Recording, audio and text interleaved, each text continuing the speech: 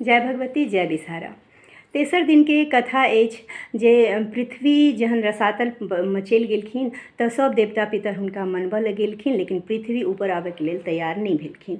जे हमरा सब जे अहाँके पृथ्वीवासी छथि से हमरा सङ्गे बहुत पाप करै छथि, बहुत भार दै छथि, आब हमरा ई भार सहन नहि होइए, ई पाप सहन नहि होइए। तऽ भगवान सब हुनका मनेलखिन और कहलखिन जे आब अहाँ एतेक परेशान नहि हो, जे केओ अहाँके ऊपरमे मलमूत्रके त्याग करत ओ यदि पाछू मुड़ि कऽ देख लेत तऽ ओकर मलमूत्रके पाप जे छै से ओकरे सङ्गे चलि जेतै। जे केओ अहाँके बिना अहाँके इजाजतके, बिना अहाँके प्रणाम केने, क्षमा याचना मङ्गने ओ अहाँके स्पर्श करत पैरसँ, अपना चरणसँ, तऽ ओकर पाप ओकरे चलि जेतै। और एहि प्रकारे अहाँ जे छै से विशुद्ध रहब। अहाँ जहन बहुत अनुनय विनय केलखिन तखन जे छै से पृथ्वी ऊपर भेलखिन।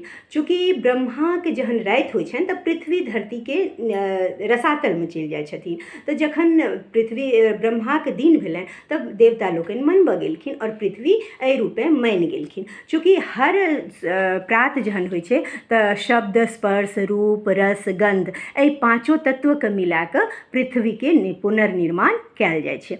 आब जे छै से पृथ्वी जहन ऊपर आबऽके लेल तैयार भेलखिन तऽ पृथ्वी डगमगाए लगलखिन। जहन डगमगाए लगलखिन तब वराह रूपमे विष्णु भगवान हुनका अपना ऊपर हुनका स्थायित्व देलखिन और एहि रूपे जे छै से पृथ्वी ऊपर एलखिन।